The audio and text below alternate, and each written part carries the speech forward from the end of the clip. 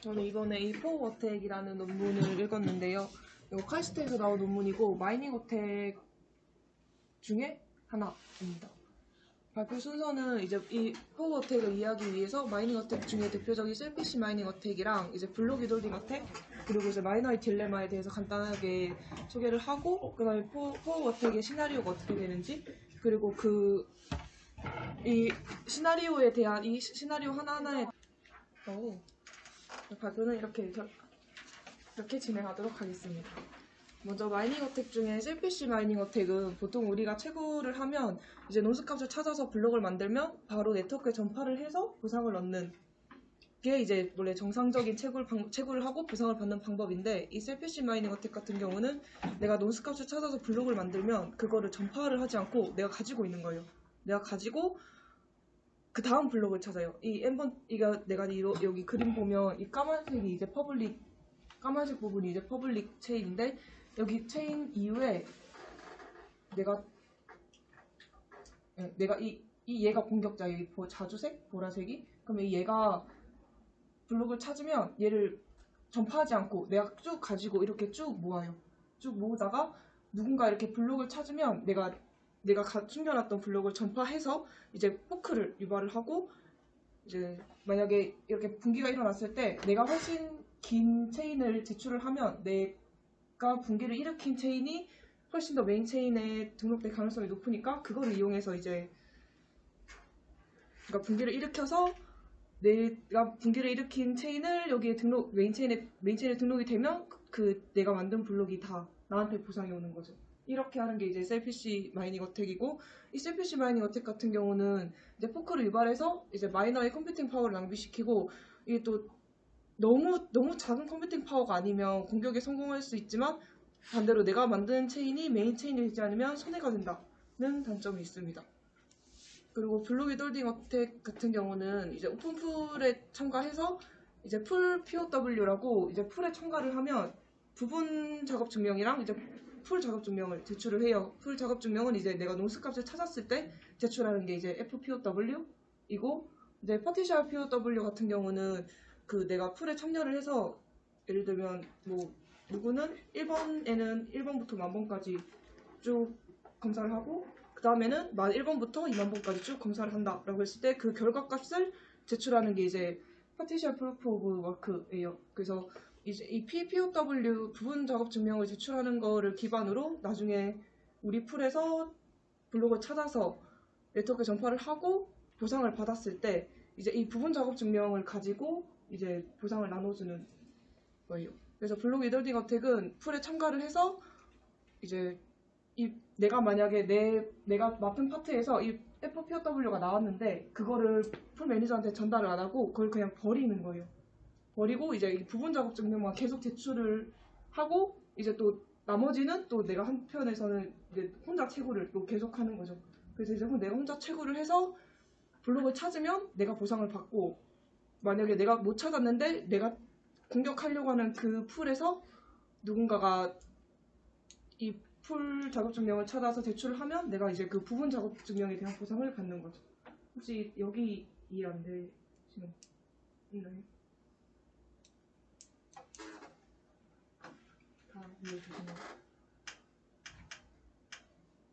그래서 이제 실제 일리지어스 풀에서 옛날에 진짜 이 블록 위돌딩 어택이 발생을 해서 300코인 정도 피해를 봤다는 사례가 있었습니다. 그리고 이 마이너의 딜레마 같은 경우는 이제 모든 네트워크에서 이렇게 1번 그림처럼 하나의 풀에서 하나의 풀을 공격하면 무조건 수익을 얻어요. 정직하게 채굴할 때보다 무조건 수익을 얻는데 이렇게 서로가 서로를 공격할 경우에는 무조건 정직하게 채굴하는 것보다 수익이 떨어진다고 해요. 그래서 이제 이것 때문에 죄수의 딜레마처럼 매번 공격을 할지 말지를 풀에서 선택을 해야 되는 게 이제 바로 마이너의 딜레마입니다. 그래서 이 마이너의 딜레마 논문에서 이제 실험을 했을 때 어태커 공격자의 사이즈가 큰 경우에는 이제 공격자가 얻는 수익이 증가하고 이제 PF의 수익은 감소한다고 하고 이거 보면 블록 위돌딩 어택을 실행하면 항상 이게 수익성이 있다고 하는데 여기 이거 B랑 C가 이제 그 수익성에 대한 시뮬레이션 결과예요. 그래서 이쪽이 이제 풀 1이 풀 2를 공격했을 때 풀 1이 받는 수익이고 이거 C가 이제 풀 2가 받는 수익성입니다. 보면 그 공격자의 사이즈가 크고 그 피해자의 풀이 작을수록 훨씬 더 수익성이 여기 보면 노란색 부분이 1보다 크면 이제 정직하게 채굴했을 때보다 훨씬 더 수익성이 높다인데 보면 공격자의 사이즈가 크고 피해자 풀의 사이즈가 작을수록 훨씬 더 많은 보상을 받고 이거 C 그림 같은 경우는 공격자의 사이즈가 크고 피해자의 사이즈가 작을수록 훨씬 더 피해가 크다라고 해석할 수 있습니다. 혹시 이거 그래프 이해 안 되시나요?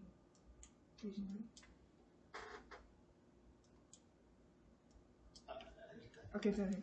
그리고 이제 이 두 번째 이 시뮬레이션이 이제 서로가 서로를 공격했을 때의 경우에요. 보면 이쪽 그림을 보면 이제 이쪽이 C가 이제 풀 1번이 얻는 수익이고 이제 D번이 풀 2가 얻는 수익을 그래프로 나타낸 건데 이제 X축이 풀 1의 사이즈고 Y축이 풀 2의 사이즈라고 했을 때 여기 선이 있는 이유가 이 위쪽은 다 상관이 없다는 뜻이고 여기 보통 우리가 51% 공격으로 이 51% 공격 때문에 한 풀의 사이즈가 51%를 넘을 수 없다라고 했을 때 보면 51%가 안 넘었을 때를 확인해 보면 다 1보다 낮은 경우를 확인할 수 있어요. 이 색이 좀 애매한데 다 1보다 작은 쪽의 색깔이거든요. 그래서 풀 1의 사이즈가 50%가 안 되고 또 풀 2의 사이즈가 클수록 그러니까 풀 1이 풀 2를 공격할 때 풀 2의 사이즈가 클수록 얘는 피해를 많이 보고 얘도 마찬가지로 풀 2의 입장에서는 풀 1의 사이즈가 클수록 수익성이 더 떨어지는 거죠. 1보다 작다는 게 뭔지. 이게 1이 이제 그 수익 밀도로 여기서 표현을 하는데 그러니까 얻을 수 있는 수익, 그러니까 정직하게 채굴을 했을 때 수익이 이제 1이라고 가정을 했을 때 다 1보다 작으니까 오히려 공격을 하는 게 훨씬 더 피해다. 전체 네트워크의 결국은 피해다. 근데 1보다 큰 게 노란 거잖아. 네. 근데 다 1보다 작다라는 거는 저 빨간 부분을 말하는 거 아니야? 아니요, 여기 이게 경계선인 거예요. 이제 이 1보다 클 경우랑 이렇게 경계선을 표시한 게 이제 이쪽. 그래서 여기서 이 논문에서 얘기하는 게 이제 풀 크기가 정말 크면 뭐 수익성이 이때 서로 공격을 했을 때 풀 크기가 큰 쪽이 이득이다라고 하는데 51% 이상인 경우는 있을 수가 없으니까 볼 필요가 없다라고 51%보다 작을 경우를 봤을 때는 무조건 서로에게 손해다라는. 그래서 이렇게 서로의 풀을 공격하지 않는 것보다 수익이 줄어들기 때문에 이제 딜레마에 빠지게 된다라고 합니다. 그래서 이제 이 포어어택 같은 경우는 2017년에 카이스트에서 발표한 논문이고 이제 악의적인 포커를 유발해서 불공평한 보상을 받는 공격 방법입니다. 이제 공격자가 자기의 컴퓨팅 파워의 일정 부분은 이제 개인 채굴을 하고 또 일정 부분은 다른 풀에 침투를 해서 이제 블록 위돌딩 어택처럼 이제 부분 작업 증명만 계속 제출을 하고 그 풀 POW 그 풀 작업 증명은 이제 자기가 찾으면 블록 위돌딩 어택은 그냥 그걸 버렸어요. 제출을 안 하고 그냥 버렸는데 여기서는 이제 그거를 얘가 가지고 있다가 내가 찾지도 못하고 내가 가지고 있는 풀에서도 못 찾고 다른 풀에서 그 작업 증명을 찾아서 전파를 했을 때 내가 그 숨겨놨던 이 작업 증명을 매니저한테 보내는 거예요. 그래서 포크를 유발하는 거죠. 나중에 그림이 좀 더 이해가 잘 될 것 같아요. 그래서 셀피시 마이닝 어택이랑 블록 위돌딩 어택을 합친 공격 기법이라고 할 수 있고 총 3가지의 시나리오가 나와요. 그러니까 내 컴퓨팅 파워를 나눠서 개인 채굴을 하고 이제 풀 하나를 공격하는 경우랑 그다음에 내가 개인 채굴을 하고 여러 개의 풀에 잠입해서 공격하는 경우 그리고 내가 개인 채굴을 하지 않고 그냥 풀 2개에 들어가서 풀 2개에 들어가서 채굴을 하는 경우 이렇게 3가지 경우로 나뉩니다. 그래서 이 3가지 경우의 시나리오를 탄탄히 살펴보면 제일 먼저 이제 나오는 게 하나의 타겟 풀에서 그러니까 반은 내 개인 채굴을 하고 나머지 반은 이제 그 타겟 풀에 들어가서 이제 공격을 하는 거죠. 보면 이제 이렇게 케이스 3개가 나오는데 A 케이스 같은 경우는 이제 만약에 내가 개인 채굴을 하는 데에서 그 채굴을 성공했을 때 그때의 경우이고, B 케이스 같은 경우는 이제 내가 들어가 있는 그 풀을 이제 타겟 풀이라고 하는데, 그 타겟 풀에서 누군가 나 외에 다른 사람이 이제 채굴에 성공해서 보상을 얻었을 때, 그때는 이제 블록 위돌딩 어택이랑 같은 상황인 거죠. 그러니까 내가 개인 채굴에 성공을 하면 그 개인 채굴에 성공한 보상을 내가 다 받고, 내가 못 찾았는데 만약 내가 들어가 있는 풀에서 만약에 누군가 작업 증명을 찾으면 이제 거기에 대한 보상을 받고. 근데 이제 이 포우 어택에서는 하나 시나리오가 더 들어가 있는 거예요. 아까 말했다시피 만약에 내가 이 풀에서 부분 작업 증명을 찾았는데 다른 풀에서 누군가 작업 증명을 찾아서 전파를 했다면 이제 내가 가지고 있던 그 작업 증명을 전파를 해서 분기를 일으키는 거죠.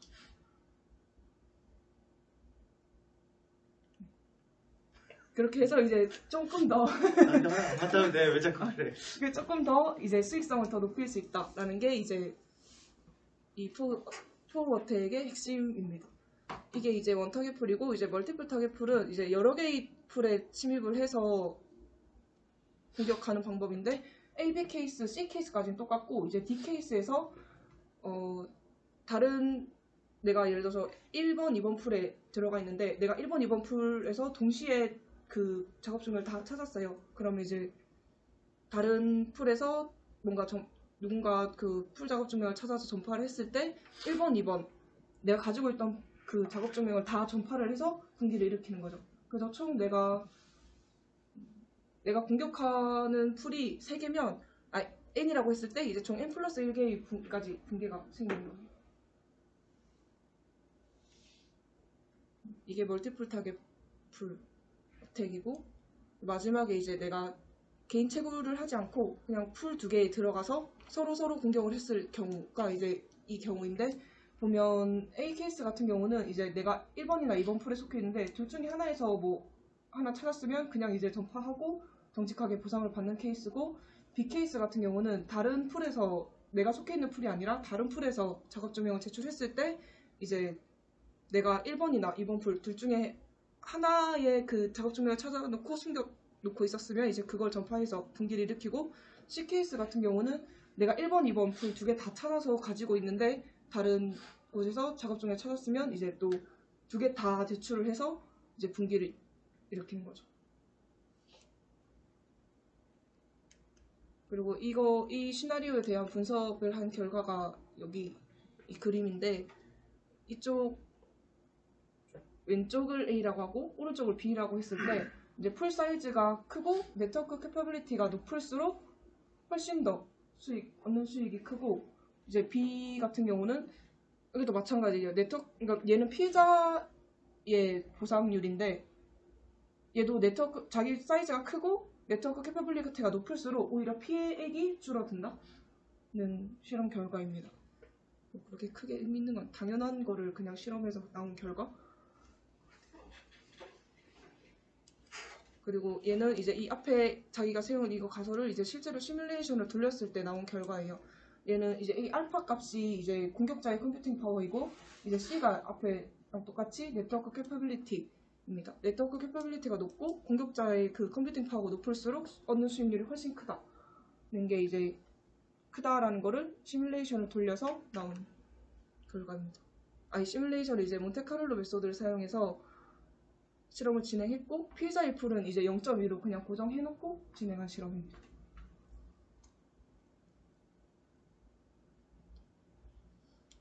그리고 이제 두 번째 케이스인 그 여러 개의 풀을 공격했을 때의 경우인데, 얘는 이제 n개의 풀을 타겟으로 공격하는 경우에 최대 아까 n 플러스 1개의 분기가 생긴다고 했는데, 여기 논문에서 실험을 할 때는 n을 2로 고정을 해놓고 실험을 진행했다고 합니다. 보면 또 4개의 케이스로 진행을 했는데 3개의 케이스는 그냥 그 풀2의 그 파워를 0.1로 고정하고 풀1의 사이즈를 각각 0.1, 0.2, 0.3으로 지정을 하고 진행을 했고, 케이스 4는 이제 진짜 이분이 논문을 쓸 때 당시에 이 풀에 있는 이 표에 있는 파워를 적용해서 실험했다고 합니다. 그래서 F2 이 풀이 이제 다른 4개의 풀을 공격했을 때를 가정을 하고 실험을 진행했을 때 당연히 케이스 1, 2, 3, 4 풀이 클수록 훨씬 더 보상이 크다라는 있다라는 거. 이제 C가 네트워크 캐퍼빌리티인데 네트워크 캐퍼빌리티가 높고 이제 풀 사이즈가 클수록 이제 얻는 보상이 훨씬 크다라는 거를 실험한 결과입니다.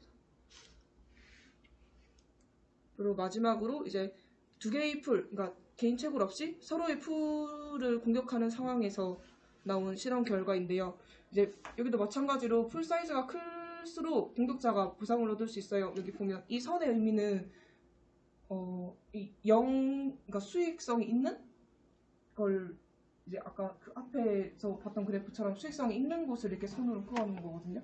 여기 보면 이 X축이 풀2의 사이즈이고 이제 Y축이 네트워크 캐퍼빌리티인데 X축 이제 풀2의 사이즈가 크고 네트워크 캐퍼빌리티가 높을수록 이제 받는 피해액이 작고 죄송해요. 다시 할게요. 이제 X축이 이제 피해자 풀2의 사이즈이고 Y축이 네트워크 캐퍼빌리티고 그다음 이 색깔이 이제 C 같은 경우는 풀 1이 받는 수익 그리고 풀2 같은 경우는 D 같은 경우는 이제 풀2에서 얻는 수익을 의미해요. 그래서 이 선의 의미를 보면 이 풀2의 사이즈 여기서부터 보면 풀1의 입장에서 자기 사이즈가 0.1, 0.49 뭐라고 적었는지 자기 풀의 사이즈가 풀2의 사이즈가 0.2라는 건 거꾸로 생각해보면 풀1의 사이즈가 0.3 이상이라는 거잖아요. 그래서 자기가 훨씬 더 풀 사이즈가 크고 네트워크 캐퍼빌리티가 높을수록 얻는 수익이 이제 높아진다는 거예요. 여기가 이제 이 경계선이 이제 0 이상이라는 거거든요. 그래서 이제 이 선을 넘으면 훨씬 더 수익성이 높다. 그리고 얘 풀2의 입장에서도 네트워크 캐퍼빌리티가 높고 사이즈가 클수록 훨씬 더 수익성이 크기 때문에 이걸 다시 말하면 풀이 크면 그러니까 또 이게 블록 위돌딩 어택 같은 경우는 풀2의 사이즈에 상관없이 무조건 공격을 했을 때 서로에게 피해가 갔다라고 하면 이 포우 어택 같은 경우는 풀 사이즈가 크면 훨씬 더 얻는 수익성이 크다는 거예요. 혹시 이해가시나요? 훨씬 더 그래서 이제 마이너의 딜레마에 빠지지 않고 공격할 수 있기 때문에 이제 블록 위돌딩 어택보다 훨씬 더 위험하다라고. 이거 해결 방법도 아직 없고. 그래서 결론은 이제 셀피시 마이닝이랑 다르게 이제 이 포우 어택은 항상 수익성이 있고 셀피시 마이닝은 블록 채굴했을 때 채굴자의 정보가 들어가면 이제 추적이 가능한데 얘는 이제 자기가 직접 제출하는 게 아니라 풀 매니저를 통해서 제출하기 때문에 이제 진짜 공격자는 추적할 수 없다라는 문제점이 있습니다. 그리고 이게 매니저에 따라서 조금 달라지는데 이 풀 매니저가 이미 전파된 블록이 있다는 걸 알면서도 이제 자기 풀 안에서 누군가 제출한 이 풀 POW를 네트워크에 전파할 것인가를 고려해 봤을 때 이 풀 매니저는 절대로 자기 풀에 손해가 될 행동은 하지 않겠죠. 만약에 분기가 일어났을 때 우리께 채택이 되면 우리 풀에 수익이 있을 텐데 그거를 마다하고 이미 누가 제출을 했는데 왜 얘가 이걸 이제 와서 제출을 하지라고 의심하고 얘를 버린다기보다 무조건 그냥 제출을 한다는 거죠. 그래서 이제 실제로 매니저가 눈치를 챌 수는 있지만 이 매니저 입장에서는 그걸 받고 버린다기보다는 무조건 네트워크에 전파할 것이다 라는 게 이 논문 저자의 주장이고 그다음에 그래서 결론은 이 포우 어택은 항상 수익성을 보장을 하고 마이너의 딜레마가 발생하지 않기 때문에 그 블록 위돌딩 어택보다 훨씬 더 일어날 확률이 높다라고 하고 아직 이제 이 포우 어택을 방어할 수 있는 해결책이 안 나와 있어요. 안 나와 있고 또 이걸 어떻게 보면 큰 풀들이 이제 작은 풀을 공격을 해서 작은 풀을 소멸시킬 가능성도 있다라고 논문에서 얘기를 하고 있습니다. 발표는 여기까지.